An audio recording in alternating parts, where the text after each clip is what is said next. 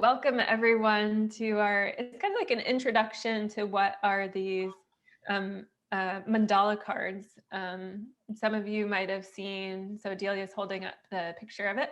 Some of you might have seen the post in the community and you were interested, and maybe some of you Delia had invited.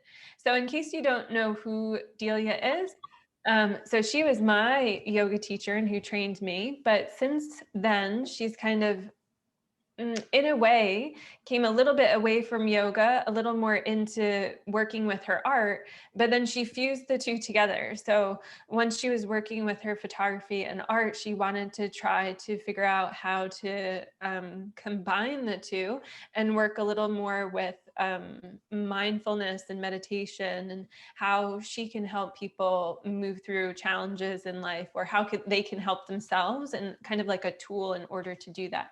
So that's what these cards kind of, how they came about. So Delia, welcome to our discussion and our interview, and everyone.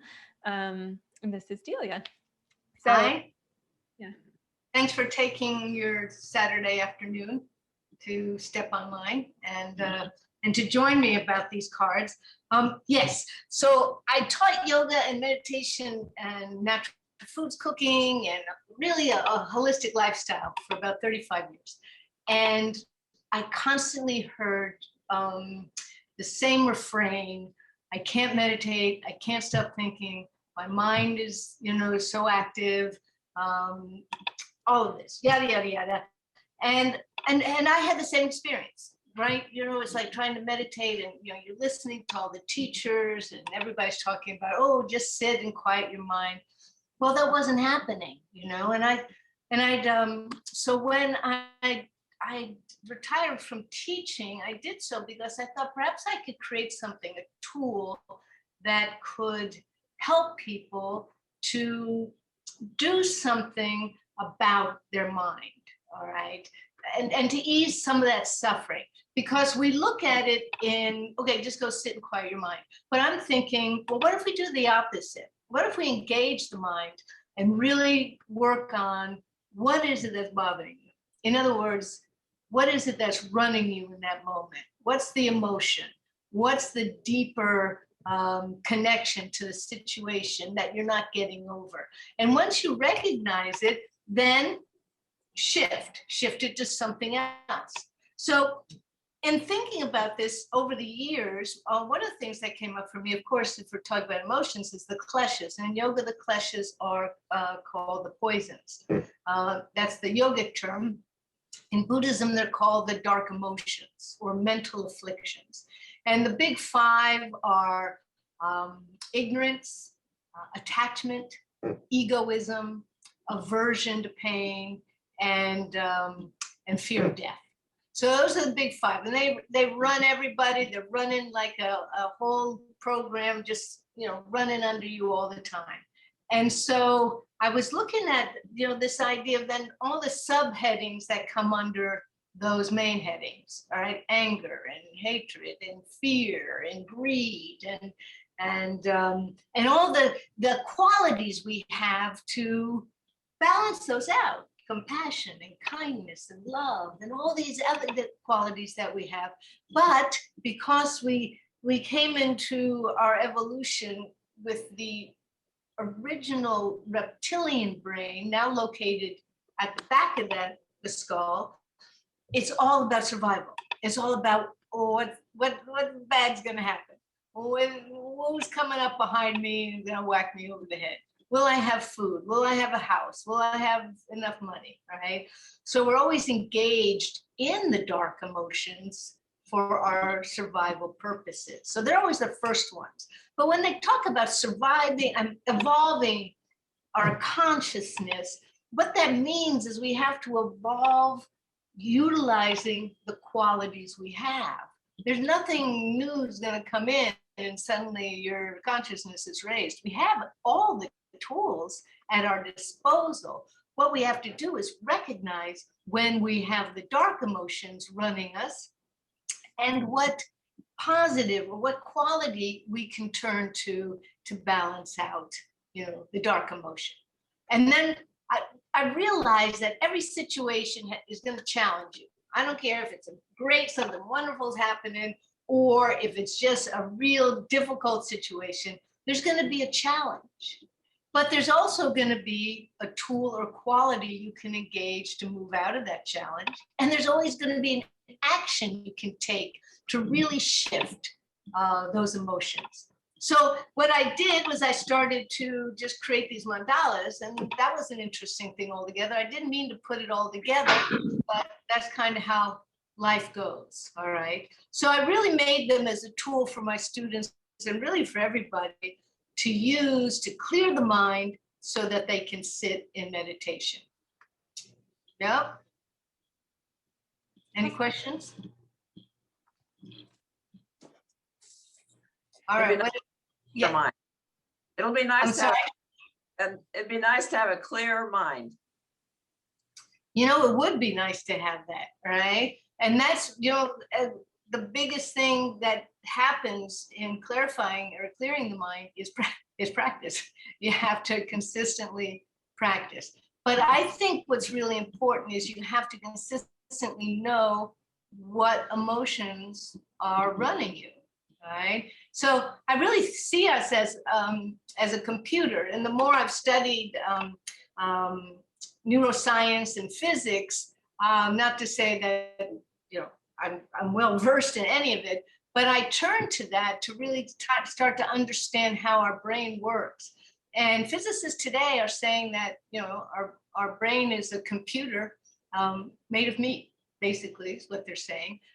And that got me thinking about the software that we have at our disposal, which would be those qualities, the software, and also the dark emotions. And that's all part of our software. And I think it's a major connection for all human beings because everybody has it. Doesn't matter what ethnicity, what color, what gender, any of it.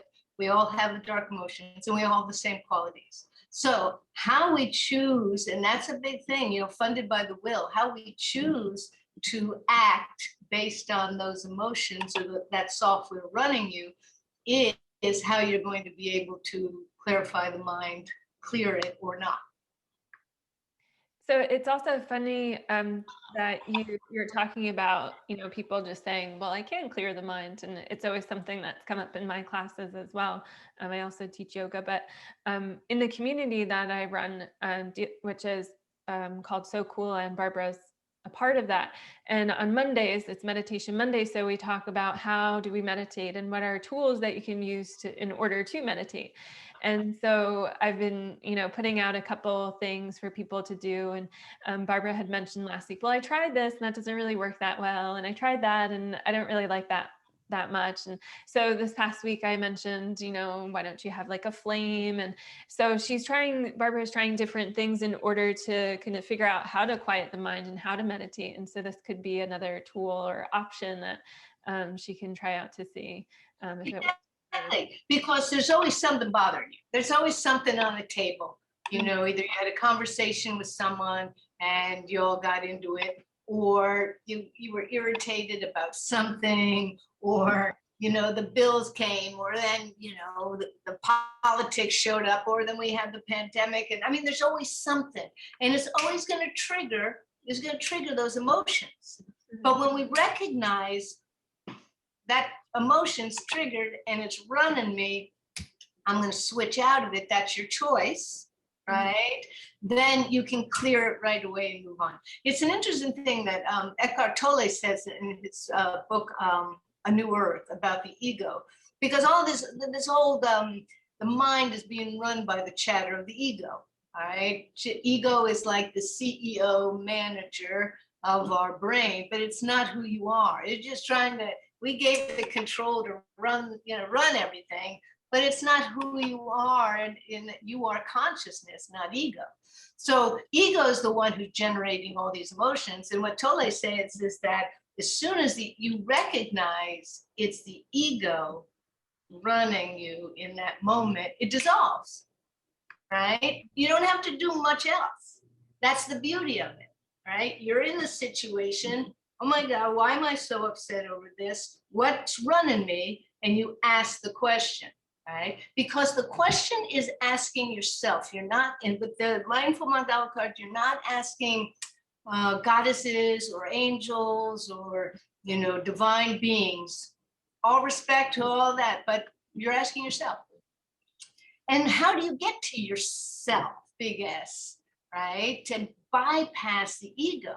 But if you have that moment to really ask the self, then you're going to get an answer. And when you get the answer, you trust that that's, the more you trust yourself in the process, the more you're going to get the answers faster and more clarified. All right. But it's really a way of bypassing. It's kind of like we're having this conversation and someone just jumps in the middle. All right. It's like I'm having a conversation with myself, but I'm going to use us as an example. And someone jumps in the middle and starts dancing around and waving their arms and singing and just totally distracted. Hey, look over here. We got this problem. And I'm trying to have this conversation with you. Well, that's the ego. All right. That's the ego in between you and that intuitive, that deeper sense of consciousness. Right? So when they say go within, what the hell do they mean go within? Where are we going? Right? Well, you're going to connect to consciousness. You're going to connect to yourself, that is already there. Right? So the ego is separate. When you can really realize that ego is not who you are. It's separate. It's a separate software program you're running. All right. So consciousness, I see it as I run an Apple, so I have an OS X program running, right? It runs the whole thing. Someone's running a PC and they have Microsoft, that's running the whole thing, right? Consciousness is what's running us. And then we have the software, right? That's going all the time. We can pull up kindness at any moment if we choose to, but we can also pull up darkness as well. We can pull up anger, we can pull up greed, it's right there ready to spring into action. I just click on this, I got a software program coming up, I can do WordPress, I can do whatever, right? When you start to see that that's how you're made, then you can start to understand that it's not all as mysterious as we like to think it is. It's not as organic or as romantic as we like to think we are as human beings. And the more we learn about AI, artificial intelligence, and the more we learn about science and how to create or replicate ourselves, right? The more we're beginning to realize, oh, that's how we operate. And when we can learn how we operate, then we can shift. We can move that ego out of the way. I just tell my ego, go sit in the corner. Go on over there. Sit down, relax. Right? Let me get this work done. Right? And I literally do that. But even my other emotions, fear is over there. Fear is always there. It's just, it's an old friend. Fear, and I'm like, okay, fear, go over and sit with the ego. I know you're there, just keep your mouth shut. You can sit there. I'm very well aware of it. Different things like that. Greed, greed's a good one. Have it my way, have it this, I want that, I want that. Okay, greed, I know you're there, but just calm it down. And because that's your software, all right? But let's put it down off the desktop. Let's take that greed down off the desktop and you just sit there. I know you're there, but let's not engage you, all right? You see what I mean? Is this making sense? If in comparing to how your computer, your cell phone, your iPad, all of this works, you can really relate it to how it is being human. Question? Yeah. Good. Does anyone have questions on that? So we kind of have the concept of what the cards are and how you created them, kind of how our mind is working. So now, can you show us, I know you have your pack of cards ready. So in the future, we'll be holding a free workshop. You're welcome to purchase the cards and then we'll use the cards to, ask the questions and all of that. And this is more for an intro of what these cards are, what they do, how they were developed. So anyway, Delia, can you hold up the cards and kind of give us a little preview on how, what they are, the book that goes with them, how they look, and then what each of the subjects are, because they're kind of compartmentalized a little bit. So there are different groups within the cards. So Pete, so I talked about there's always a challenge. There's always a quality, I call them tools, that we have to assist us in the challenge. And there's always an action you can take to move out of that challenge or that dark emotion and into your quality or your tool. All right. So I separated the cards into 3 decks. Each deck is 25 cards. So here's the greed card. All right. Mm-hmm. Right. And that's all backwards, right? The words are, can you read greed there? Oh, it is. Yeah. I'm seeing it backwards. Okay. So this is the edging on this is blue. All right. So there's the jealousy card, and there's the anger card, and so all of these are there's 25 different, what I call dark emotions. Not even excuses is a good one that comes up a lot for people. And then there's regret. So you see, regret, they're all kind of subheadings of things. So you might think you're angry. Let's say you think you're angry and you ask the question, what's the challenge? What program is running me? What emotion has got hold of me in this moment? And it comes up with regret. And you're like, regret? No, what are they talking about? Right? And then you have a little booklet here to read about regret, right? And you have this little booklet with a little guidance. But usually when people think about it, it's like, yeah, all right. You start to think about the situation. You start to think about, well, yeah, I have a lot of regrets about that situation or that relationship and all, and then you begin to see, well, damn, that's been running me since I was 15 years old. Or, these blockages, these emotions can be something that got triggered when you were a child, when you were, who knows at what point. And we just hold on to them and we hold on to them until they're just constantly running.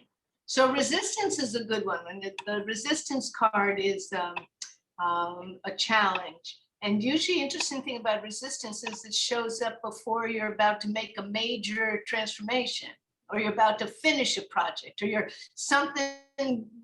about to take that leap out into the unknown, and boom, then you're like, oh, I'll put that off till later, or, suddenly you forget to do it, or it never get, and you realize resistance. I'm resistant. What am I resistant for? Of completing, of being successful, right? Of not failing. I mean, there's so many different things that come up, but you never think it's resistance. So it's just putting different words to different emotions and what you're going through. Stuck is a tremendous challenge. People are always, they pick that. I see people start smiling right away when they get this one. Yep, there I am, stuck, like in quicksand. So you have all these, and even the past is a good one as a challenge. So there's 25 different challenges we can confront.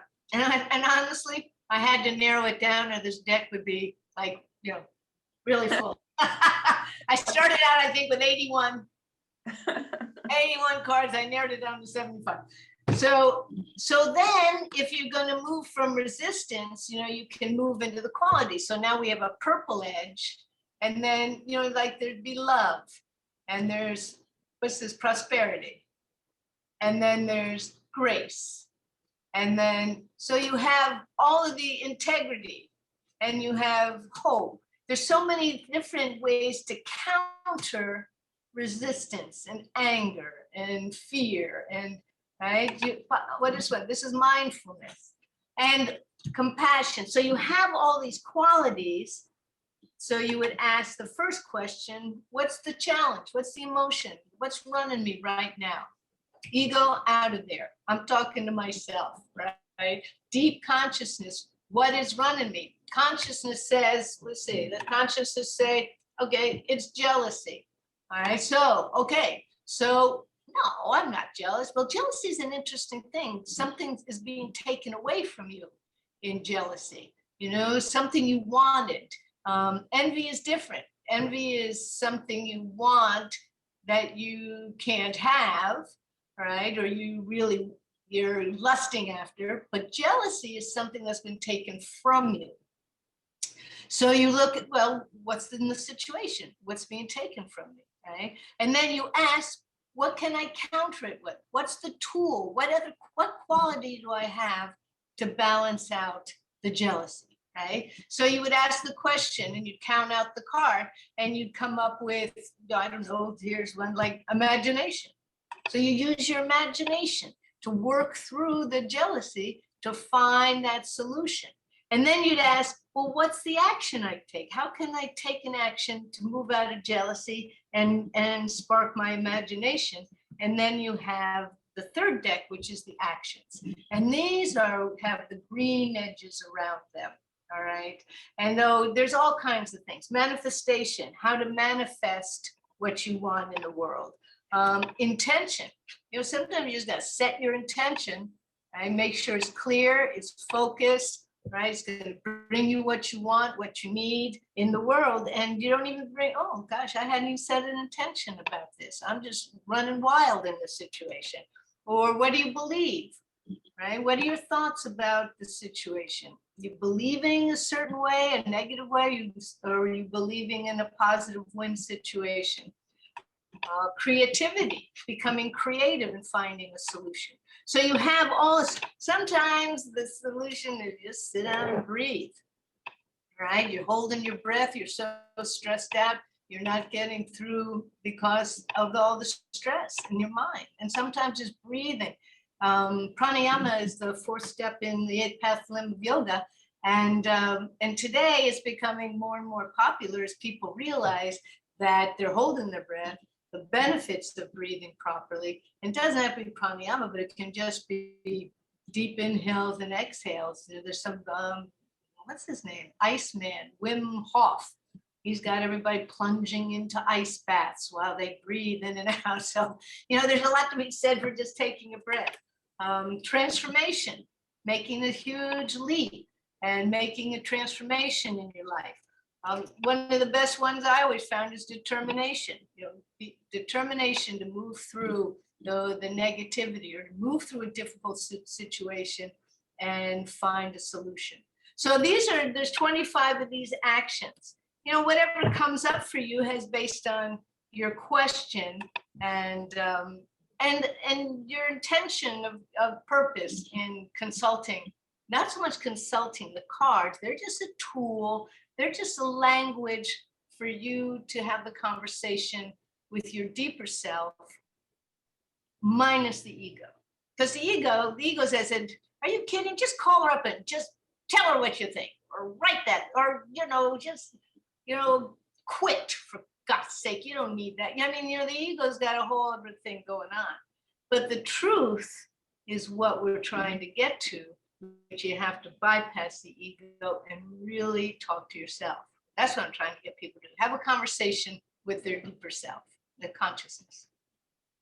Any questions on that? Go ahead, Gina.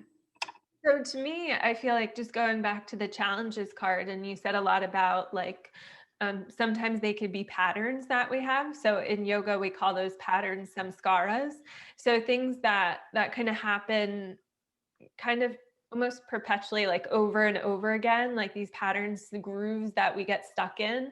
And the situation might be different throughout your life, but it's always this pattern.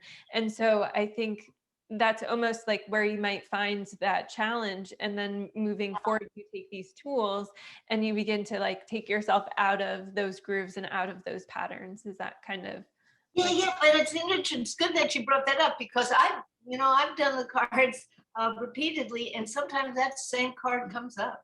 I'm like, and there's 25 cards, right? Like you would think something else would come up, but there are 25 of these cards. I did that once too with your cards.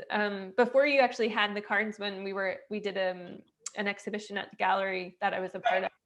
Right. And so there were just little papers that we had printed out, and I got the paper 2 times, the same words, and there were multiple ones within this stack, right? But they're there because they come up for a reason. It's meant to be, in a way, right? It's something that to look at and observe, especially if you didn't do it the first time. Well, I've had people from that, I was talking to a woman from that exhibit. She bought the 3 mandalas. And if you go on my website, mindfulmandala.com, I've also featured the mandalas because not so much the lovely wall art, but they're also a reminder that this is, this is coming up for me, like exploration here. I mean, I'm on this journey right now of exploring my life at this point, in my age, and traveling, and I call it my world tour, sharing the cards with people. And so I have the mandala with me, so always to be reminded about this exploration. And she reminded me, she says, I said, you're doing the cards, she says, Delia, the same ones come up, the same ones I got at the exhibit and bought, and they're on my wall. And one of hers is exploration. I mean, her whole life took this road where she was, really exploring new possibilities in her life. And really that's what they are. It's just like remind you, this is, this keeps coming up for me. So that, don't be surprised if that happens, because you're right, the samskara, you keep repeating that pattern. And how, one of the things about yoga is to change, you have to first identify what's running you. And then you have to recognize it when it comes up, so that you could keep missing it. I did it again. Like in the early days, we'd always fall for the same guy. I don't know about you girls, but the same type. They'd always say, oh, it's the same type of guy, right? And the old pirates, everybody's falling for the pirates. And and then one day you recognize it, oh, I'm falling for the pirate. That's trouble. I don't want trouble. I'm not going to fall. You begin to recognize I'm going into that emotion, whereas before you just triggered it and you were there. And after a while, you don't go into it. It's done. It starts to come up. Okay, I know what that is. You stop it before it takes you over. Before, Barbara, you're sitting there going, right? And that's when you find that clarity of mind. And it's an interesting thing, because recently I've been listening to some physicists, and some of them are really seasoned meditators, and they're not meditating anymore.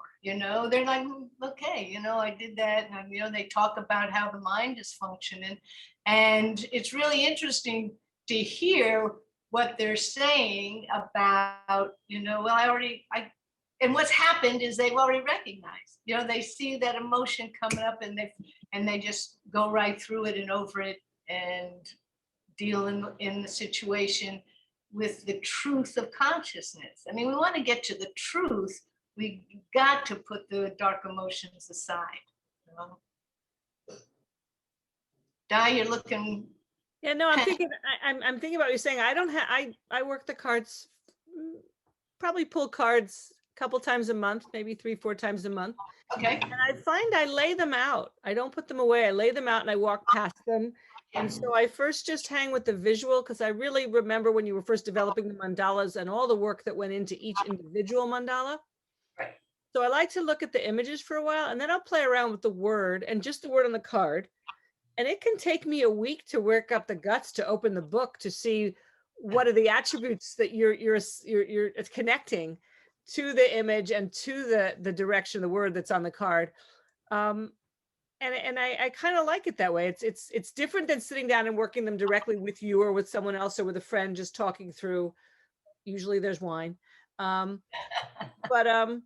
But it's kind of nice to just have them around as again, something to, something's bothering me. I have no idea what, and using the cards to sort of see if I can make a self-inquiry through that idea that's on the card. No, I agree. I do it as well. And sometimes when that challenge comes up, and I'll be like, right away the ego's like, that's not you. You're perfect. You're that No, the opposite, Delia. Oh my God, that's me. I'm horrible. Or that, right? But I'll be like, really? That's what's okay. And I'll just leave them. I'll leave them in a place where I can walk by them, and then pay attention to what's happening in the day, or what's happening in the situation, or how I'm reacting to the situation now. knowing that that could be what's the running me. And it begins to get very clear. You know, it does. I mean, you're right. And the images are really, you know, created out of natural photos. They're not fractal images that a lot is very famous, you know, very popular now. You're just using different digital fractals to make the mandala. These are all images pictures I've taken of the sky and the earth and flowers and trees and people and going through experiencing different emotions and then weaving them together. So no, that's good. I totally agree. I think that's a great way to do it, because this goes so much deeper than a tarot card reading or an oracle card reading. You know, you're really consulting the self, and in so doing, you're looking to transform how you operate in the world. You're looking to evolve as a human being, to become more compassionate, more loving, more kind, more imaginative, more creative. How do we do that when we're depressed, or we're angry all the time, or we're resentful, or we're, you know, run by greed or jealousy? You know, how are we going to evolve if we don't deal with those clashes first? And it's serious business. I mean, I don't mean to make light of it and go, yeah, right, read the cards and it'll tell you all about yourself. I mean, when you start working with yourself and trying to understand yourself, well, you girls know, you know, you're here. You've been trying to do it. It's not always fun. It's not always easy. And sometimes it can be, you know, a little difficult to face yourself and realize, oh, I am just a knucklehead, you know? So go ahead. Somehow the term dark emotions really strikes me. Yeah. That really puts the degree of how bad they are somehow, more so than just saying the words, but dark emotions. Yeah, that's what I mean. It's serious business. I mean, if you've ever been really, really, really depressed and you understand dark emotions, you know, and we know that now with so many people, especially the pandemic and the quarantine, you know, the dark emotions can just take right over. Suicide rates are skyrocketing, right? Because they're not knowing how to deal with those dark emotions. But klesha means poison. So that's another word, Barbara, right? Okay. Uh-huh. And the Buddha literally call them dark emotions, and the one I don't like to use, but this is the translation to them of kleshas, is mental afflictions. Okay. All right. That's how serious that is. Uh-huh. Right. So when we talk about mental afflictions, you know, we try to kind of shuffle it over into this mental health area where, you know, you got a problem mentally, and the way we deal with it is you go on meds, right? And what we try in yoga, what we're doing is we're recognizing this is what part of being human. This is being human. Everybody has it, you know. Everyone is ignorant. Everyone is attached. We're attached to our homes. We're attached to people. We're attached to what we eat. We're attached to wine. We're attached to coffee. We're attached to, you know, we're to our children. We're attached to our car. We're attached to, well, try to take it away. We'll storm the Capitol. Gosh darn it. You know what I mean? We really, I know that was dark emotions on display big time in that moment. No control over dark emotions. Those dark emotions were right out there for everybody to see. I was like fascinated, you know. I wanted to run out and do everybody's cards. Hey, let's try that challenge. But you see what I mean? You know, these are things that they're mental afflictions and they're dark emotions, and they're not over here in this category of mental illness. They are being human. That's all there is to it. But then we have this other thing, you know, compassion and love and kindness, right? Joy, happiness, peace, all these qualities that we could live there if we know how to move out of the dark emotions. And that's what the cards are, is a tool. I mean, I spend years learning, and I always wanted to make a set of cards. And I think, well, is it time to make that set of cards? And it's like, no, you're not ready, because just writing the book, I could have spent another 5 years just writing the book, but trying to narrow down each one, so, a challenge, stuck. What does that mean? And how do I interpret it? And so I've given as broad and general as I could, but a lot of people get it right away. They know you're stuck. Yeah, I know what you're talking about there. But there's more to it, so then in the book you can, pick that up on that. Question? I Yeah. have something. Yeah. So I was also at that show at 70 South Gallery Oh, where yeah. Oh, we hey. walked around, and it was so, I just loved how everything was connected, and picking the numbers and then walking around to read. So I just have that in my mind, how amazing that was. Just like practically, when you're picking the cards, are you coming with a specific question, or is it more like you just pick and then you see what comes up? Okay, that's a good question. And I'll tell you something, honestly, it's the hardest part, is coming up with the question. All right. In the beginning, once you get a sense of how to ask the question, it gets easier. So when I work with with people, and I call it a mindful guidance session, a lot of the time is taken is, let's narrow down the question, because we have this big overall question, about a situation, but we could have brought that emotion into the situation and then stacked all these other emotions on top. And sometimes it just takes time to go through all these layers to get to what's really running you, right? So yes, you can, I suggest that you really come in with the question. And we'll talk about that in 1 second more on how to develop that. But the other part is, sometimes if you're just feeling low, or you're, something triggered you, or you're like, I can't sit down and focus or concentrate, and it's not, and you don't know what it is in general, it's like, okay, what's running me today? What is it that's, because I turn on this computer in the morning and all these programs come up. They're all running. And then I pick one, Photoshop, and it comes up, and right. But underneath everything, if you go to, your utilities, and you look at your activity monitor, you got all this stuff is going, and it's all got megabytes and gigabytes that it's using. It's active. So as soon as you say, oh, I want to go to, iTunes, or it's right there. And it's the same with your emotions. So you can't know what it is. What is it that's running? What am I feeling like this for? I woke up, I was singing, I was feeling good, and then suddenly I'm, boom, what? And the answer is there, you know it.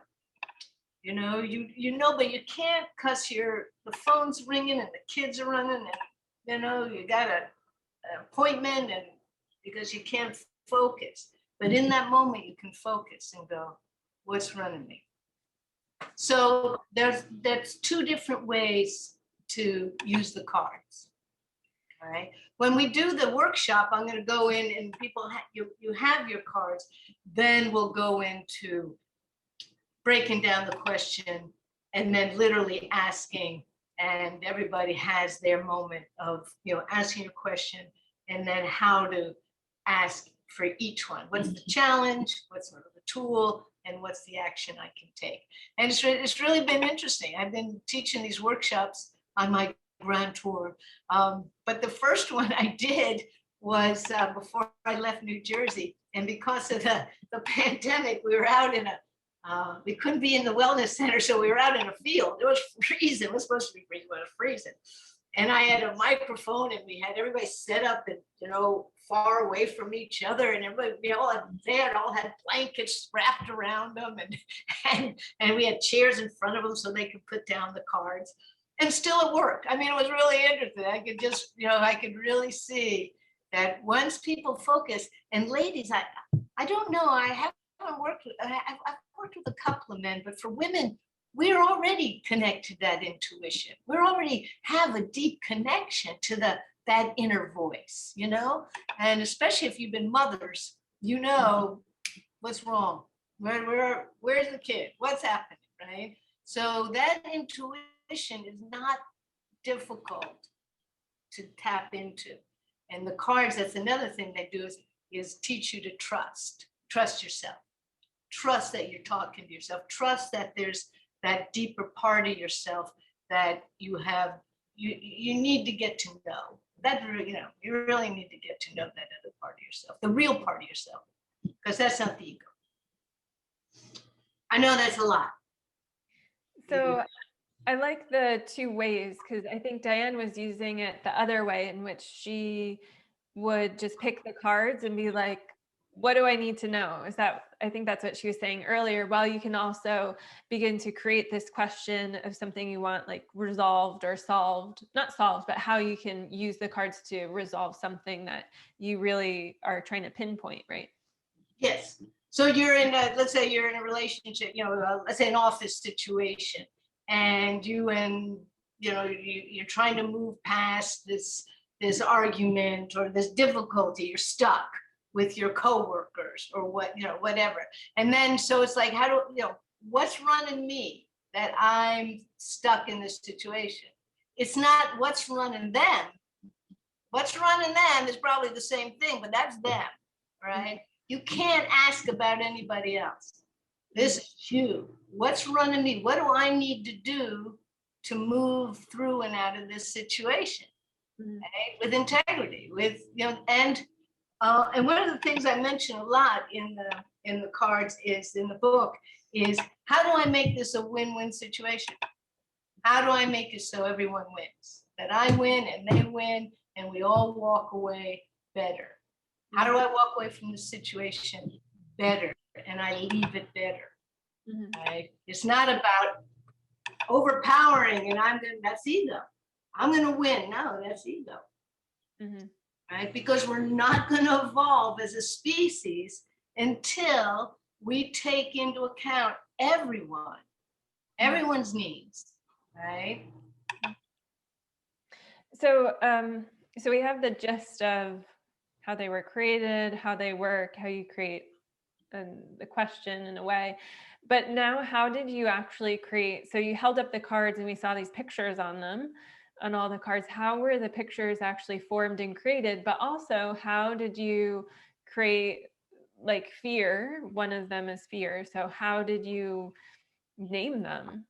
Like, did you name them first? Did you name them after? Can you just tell us a little bit about how you came? Well, I started making the mandalas at a time in my life when I was very afraid. You know, as an older woman, I kind of had the rug pulled out from under me. The place I was living had sold, and I had to leave suddenly, and I didn't know where I was going to go. I mean, I was in this transition in my life, and I'm really, okay, I'm on my way. You know, I'm an old gypsy, right? But for that time in my life, I wasn't. I was like, I don't know where I'm going. This is scary. And I tell the story because, it's true. At the same time, because I was living out in the country, the snake started visiting me. This black snake started just showing up everywhere, to the point where I would be at my computer like this, and I'd pull back the curtain, and there's a snake looking at me in the window. And I mean, I know, it's this big black snake, and I've been there for 4 years. I never saw the snake. She was downstairs in my art room, hanging down, looking at me. She was everywhere. So I thought, well, what's that mean? Because snakes, all animals, when they interact with you, they're bringing you a message, a message that from that consciousness that you're not tapping into. I'm tapping into fear. I'm not tapping into, what I need to be tapping into. So I started to take these pictures of the snake, and I started to just kind of combine them together. And these images started to show up. So one of them that showed up was so scary. Later, when I started thinking about how to name these images, I went back to these mandalas, and I knew that that was going to be my fear mandala. You know, I was like, yeah, it was a time when I was afraid. The snake was teaching me, but at the same time, the snake was also teaching me that I had to, snakes, by the way, mean transition.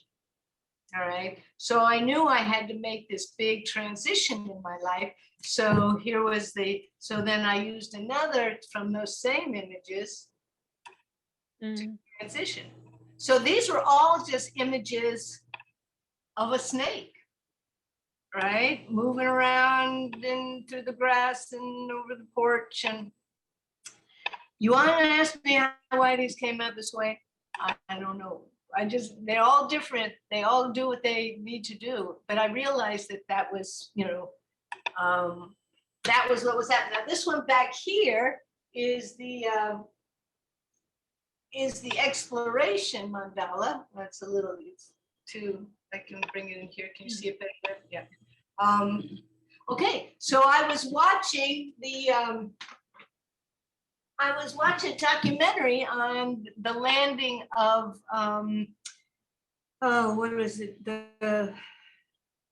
What's the name of that satellite? Anyway, they'd been up in space for 20 years. They thought it was going to last 5. They were crashing it into Jupiter to end its orbit after all these years. And so I grabbed my phone and I started taking pictures of this, this ending of them crashing this satellite into Jupiter. And then I took all those photographs and I wove them together into this mandala. And I realized that it was exploration, that this satellite had been up there instead of 5 years for 20 years, exploring and bringing back data. And I thought, okay, this is perfect for exploration. But when you get that one, it means you're going to be exploring longer than you think. It's going to be a longer journey than you think, right? And so imagination, I love this imagination. That's the one up here, the imagination mandala. My friend, who I'm staying with here in Florida, she and I went to visit the Dali Museum in St. Petersburg. And what a beautiful museum. It's right on the water, everything's blue, and the building's glass reflecting the blue, and then Dali's paintings, and it was just a wonderful exhibit. And I was just taking all these pictures, and then I came home and I started to play around with it, and I realized that, of course, Dali, imagination, right? So those are the type of things. Wisdom, this is an accumulation of Celtic and Aboriginal paintings and images that I wove together into this wisdom mandala.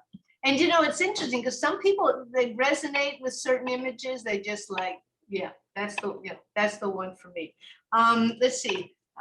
The love mandala is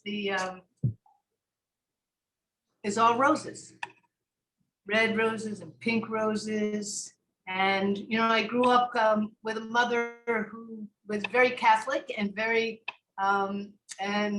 committed to the Divine Mother, to Virgin Mary. My name is Mary Delia, and my sister's Mary Ann and Mary Bridget, and we got Marys all over the place. And that devotion to the feminine, right? The divine feminine, and Mary is all about roses, right? And so is Saint Teresa, right? So, and all of that is about love. So I thought, what's the love? I think that one I did consider, Gina, what I was going to use to create the love mandala. I mean, what do you do with that, right? But roses were what really spoke to me. I also do commissions. So some people commission me to to make them a particular mandala.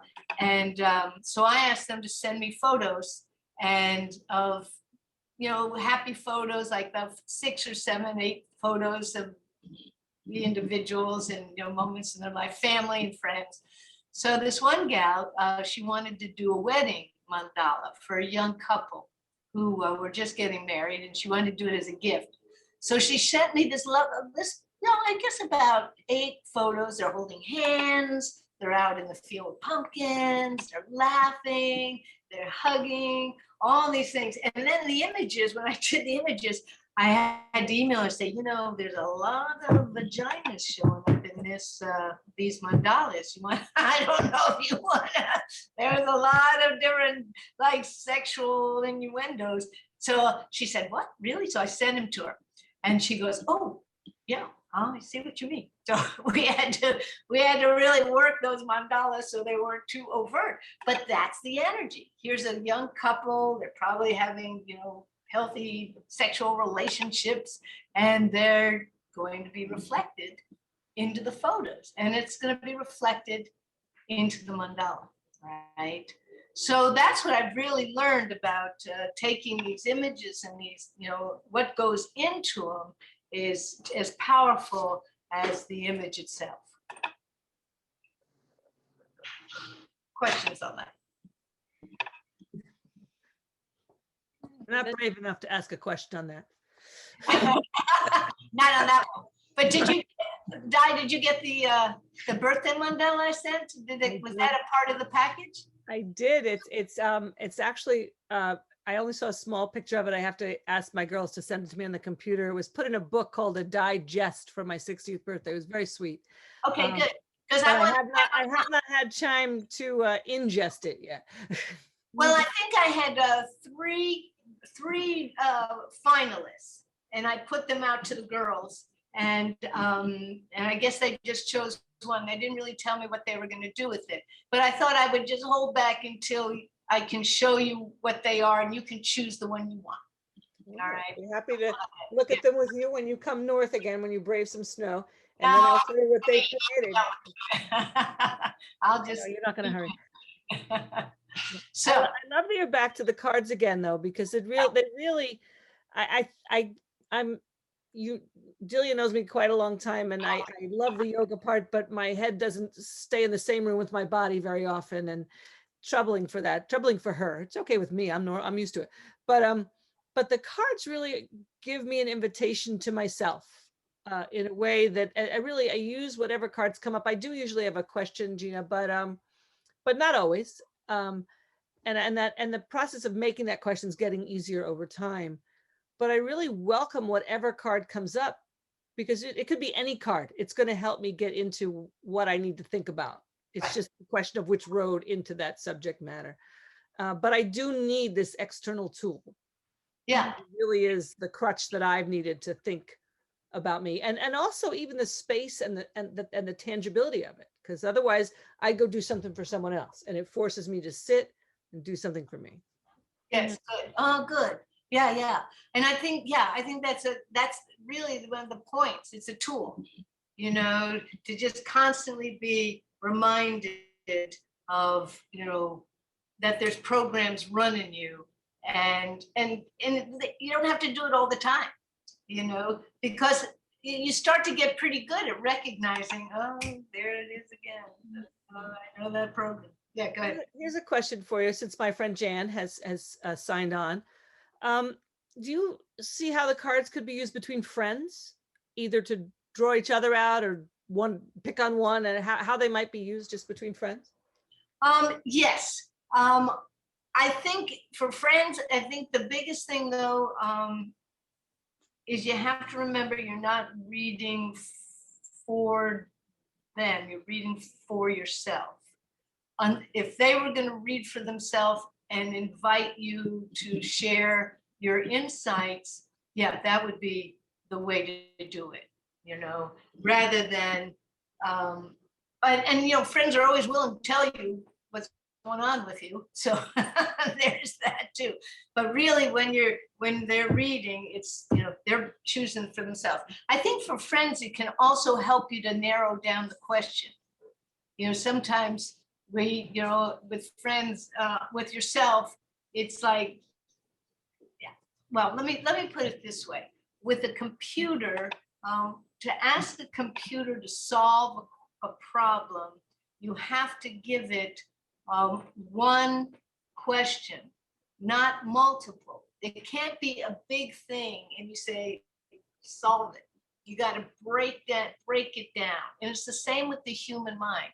You have to break it down into these small pieces before the mind can solve the issue, all right? And that's what the cards allow you to do, is just really come down into that point of focus, all right?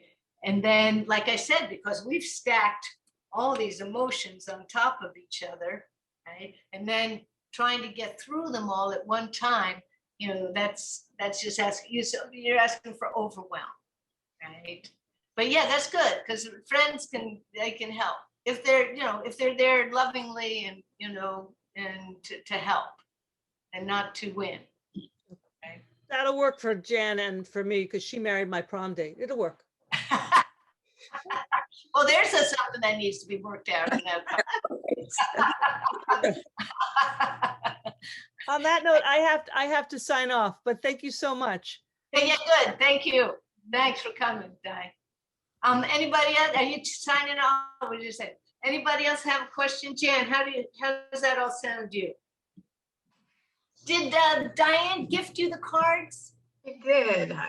Yes, I got them over the holidays, and I haven't had a chance to look at them yet. She also gave me a session with you. Yes. As well. Okay. So I'm definitely going to take you up on that.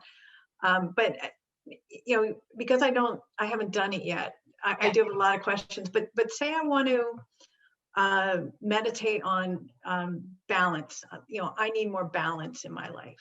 Can I just pull the balance card and just try to meditate on that, or do I need to start going through the other cards too?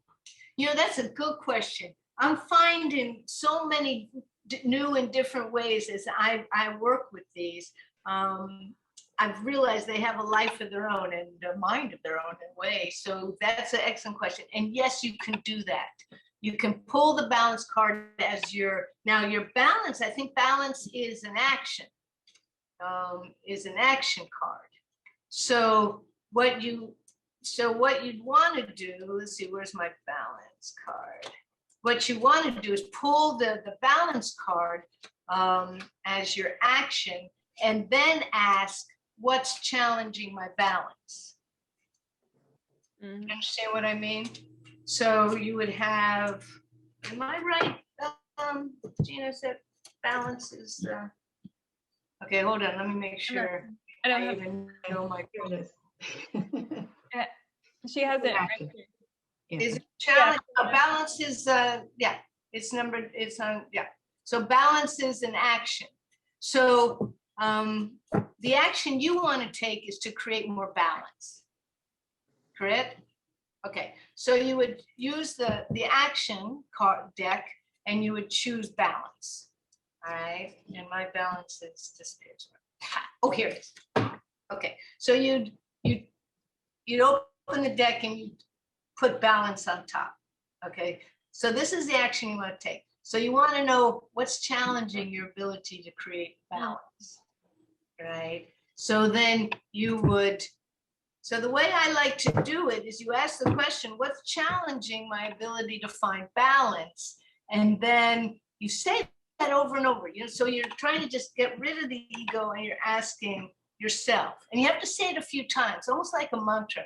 What's challenging me, right? What is it I need to find balance in my life, right? And then you go to a number, 1 to 25. I like using the numbers, but some people like to just turn over a card. Some people like to spread them out and pick one. But I find that numbers are a communication. Pythagoras said, and numerology and so many sciences use numbers as a way to communicate. We communicate, through in science, through numbers. We communicate with the universe when we send things out into the universe to locate aliens. We use numbers, right? Mathematics. We use numbers. They have specific meanings to communicate with ourselves. So I like that. So it'd be like you're asking your intuitive, your consciousness self to give you a hint through the number. So you're saying, so what's challenging my balance? And you say that over and over again, and then you just think of a number from 1 to 25. And it's the first one. Don't ever second guess it. So then let's say it's 8. Okay, so then you just count out to 8, right? It's all face down, right? And 8. Okay, we don't want that card right now. Okay, so forgiveness would be the card, let's say. All right. And to find balance requires forgiveness of what? I mean, I'm not saying that's the thing, right? We can go through it. So, and then what's going to support my forgiveness? How am I going to move out of whatever it is I need to, I'm holding on to and not forgiving? What do I need? What quality do I have? What tool do I have to assist me, right? In overcoming forgiveness and finding balance. And then you would do the same thing. What tool do I have? Consulting the self, finding that number 1 to 25. Let's say this time, it's 3, and you count out to 3, right? And you get another card. So you find that in order to create balance, the challenge is forgiveness. I'm not saying it is, right? And integrity is the tool you have. Right. So what does that mean in regarding the situation? And you can go to the book and explore that. But you're correct. That's an action. Balance is an action. But let's say I already know my challenge is, greed or fear. Let's say I'm afraid, a fear is running me. I already know it. Boom. So how do I move out of it? What do I have that's opposite to that? And then I pull that card. And what's the action I can take to move out of fear and into joy? Okay. And then I take that and find that, right? So there's a way that's another way to do it. So that's a third way we got, Gina, to do that. Yeah, good. It's a good question, Jen. And that's all part of it, because sometimes we do know. We absolutely know. And that's the trusting, Mm-hmm. Or the ego is going to be like, no, what are you talking about?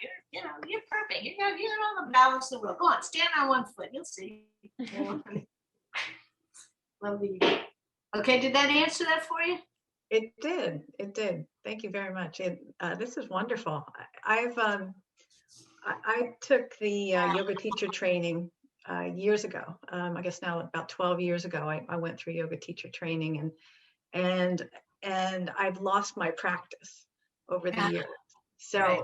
I'm trying to get back into it, and especially meditation. I've done it in the past, and now it's time to get back into it. Yeah, good. All right. And I just, just as a little aside on that, see, for me, meditation in the 8-limb path of yoga is the 7th step. I mean, there's a lot to go through. I mean, we have to, asana, doing the poses is to teach us to focus, and also to get our lungs strong enough so we can breathe in pranayama. And that in pranayama is where we learn to just really internalize and create pratyahara, withdrawing all our senses inwards. And that in turn teaches us how to concentrate like boom, that's where your mind is still. And that in turn teaches how to meditate. Right? So you got to focus, and you got to breathe, and you got to concentrate before you can meditate. But not in America. No. We do a little stretch and meditate. And, it's just not, we're just jumping right into the deep end and thinking we can swim in the Olympics. And that's not the case. So when people constantly fail, my mind, it's not failure at all. It's just that you can't meditate. Because, you're just not there. and the cards as a tool to help you to move, to realize that and see, how to withdraw those dark emotions, to clear them away so you can have moments of stillness, and that's the beauty of it. I mean, I used to meditate for hours and I'm just sitting there working out everything. Now I can do it, but short and sweet and clear. And that's, and that's really made a difference through the pranayama and the card. Right. So, go ahead and email me and we'll set up an appointment when you're ready. Okay, that'd be great. Thank you so much. You're welcome. Joanne, how you doing? Okay, question? All right. No, I'm doing great. I'm excited for them. So when, if you're going to order the cards, let Gina know if you're going to, and what we're going to do as part of the workshop is offer, I think, what are we doing, a 15% discount on the cards. I have to figure out how to do the code, but otherwise, the coupon. So if you're going to sign up for the workshop, she'll get you that coupon to get the cards. Okay, I think it's 15%. Yep, it's 15% in the workshop. We're going to hold it on March 15th. So that's a Monday, and it'll be from 6:30 to 8 o'clock. So that's when we'll be able to go over real questions, how to develop them, how to utilize the cards specifically to your questions. If you're interested, it's an event, so you can come, but it's a good idea to get the cards. And there's that coupon code that once we get that working, we'll send you. Yeah, tomorrow. I'm sorry? The card is so beautiful. Thank you. Thank you very much.